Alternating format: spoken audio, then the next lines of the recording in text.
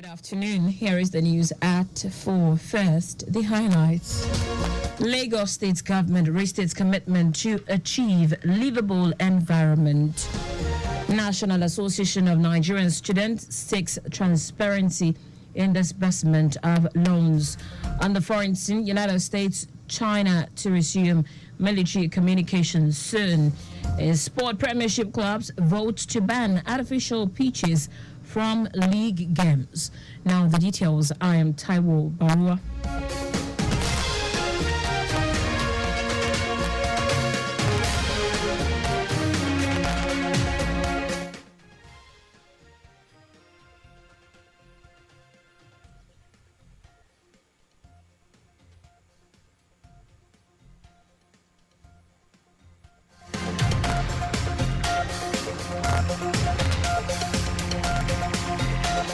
The Lagos State Government has expressed its commitment towards collaborating with stakeholders in the hospitality sector to make the state a livable environment and destination of choice to conduct businesses. Commissioner for Tourism, Arts and Culture, Toke Benson Awinka, said this at a stakeholders engagement with practitioners on the hospitality sector, with the theme addressing current industry challenges, emerging trends, policy frameworks, collaborative opportunities within the hospitality value chain, organized by the ministry. Benson Awinka noted that the gathering was long overdue as part of the ministry's advocacy drive, as the hospitality industry played an important role in the socio-economic development of the state. With this gathering, we want to address these challenges head-on. We must adapt to the changing landscape by embracing new technologies and sustainable practices.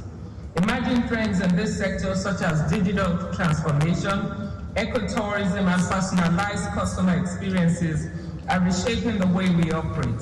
It is imperative that we stay ahead of these trends to remain competitive and relevant. She called for the cooperation of stakeholders as the ministry reviews its policy frameworks to make the industry data-driven while embracing new technology and emerging practices to remain competitive. Panelists at the event harped on the need for practitioners in the hospitality sector to work collaboratively with the state government to make the environment safe and conducive for all businesses. Lagos State Government has announced a new date for the commencement of its 10th International Climate Change Summit, with the theme Accelerating Climate Finance and Championing Local Adaptation Initiatives. Permanent Secretary, Office of Environmental Services in the Ministry of the Environment and Water Resources, Mobolaji Gaji, said the summit will now hold from 11th to 13th of June. Gaji apologized for any inconvenience the postponement may have caused. All delegates and stakeholders attributing it to circumstances beyond his control. The Permanent Secretary also sought renewed interest and commitment on attendance and participation from all the invitees and guests on the new dates for the summit.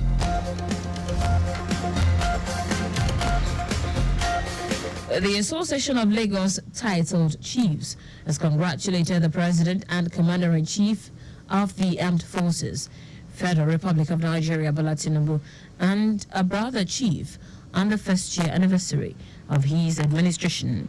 The association, in a statement, thanked the Lord for the opportunity given to him to lead the country at this critical period in nation building and development.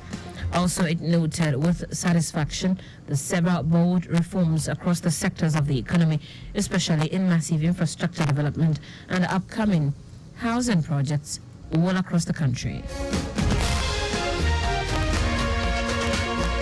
The statement also noted the remarkable achievement of Governor Babajide Sanwo-Olu on his 50th-year anniversary in delivering the dividends of democracy to Lagos communities through the faithful implementation of the Themes Plus agenda.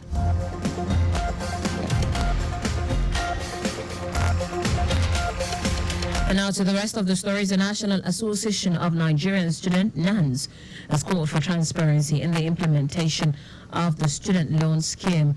National President of NANS, Pedro Obi, said government should put in place transparent and effective monitoring mechanisms to track the disbursement process and ensure that funds are allocated appropriately, while commending President Bola Tinubu's administration for initiating the student loan scheme.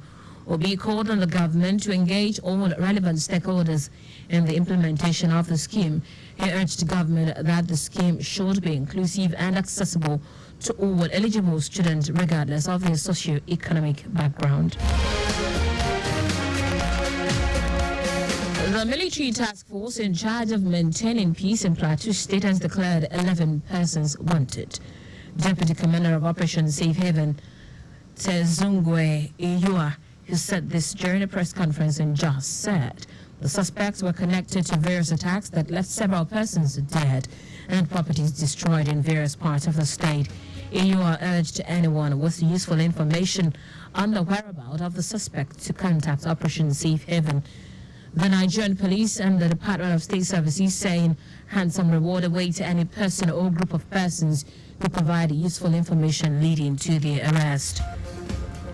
The deputy commander reiterated that security agencies will not leave any stone unturned in their quest to bring perpetrators of violence to face justice in line with extant laws.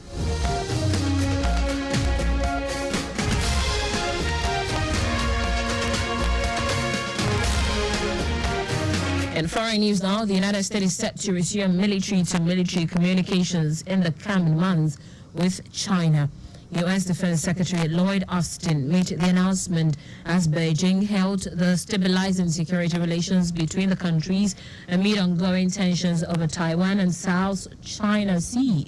Austin met with his Chinese counterpart Dong Yang on the sidelines of the Shangri-La Dialogue in Singapore in the first substantive face-to-face talks between the two defense chiefs in 18 months. Meanwhile, Chinese defense spokesman Wu Yan cautioned that it is not possible for Beijing and Washington to solve all bilateral problems in one meeting, highlighting the thorniest dispute over Taiwan, which China considers part of its territory. In sport now, Scottish Premiership clubs have voted to ban artificial pitches in the top flight from the beginning of season 2026 to 2027. The Scottish Professional Football League, SPFL, issued a resolution to be voted on by all 12 Premiership clubs, with 9 votes required for it to pass. Next season's top flight will be made up of Aberdeen, Celtic, Dundee United, Hearts, Hibernian, Kilmarnock, Motherwell, Rangers, Ross County, St Johnstone and St Mirren. Livingston relegated from the Premiership this season, and Kilmarnock have artificial pitches, but Killie plans to return to a grass surface in 2025. Hamilton Academical, who won promotion to the Championship, is the only other club to have used artificial turf in the top flight between 2008 and 2011 and from 2014 to 2021.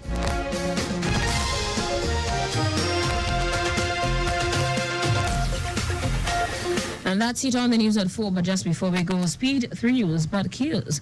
Please do not drive beyond specified speed limits. You can follow us and like all of our social media platforms: X Traffic Radio 961, Instagram Lagos Traffic Radio 961. Subscribe and watch our news and programs live on YouTube at trafficradio961.ng. You can also visit our website at trafficradio961.ng. Did you know that's the Sanwo-Olu administration injected 100 high-medium capacity buses for standard routes? You can get more details on the Lagos State Government website to end the news. Here are the highlights of the major stories. Lagos State Government has expressed its commitment to its collaborating with stakeholders in the hospitality sector to make the state a livable environment and destination of choice to conduct businesses. The National Association of Nigerian Student NANS has called for transparency in the implementation of the student loan scheme.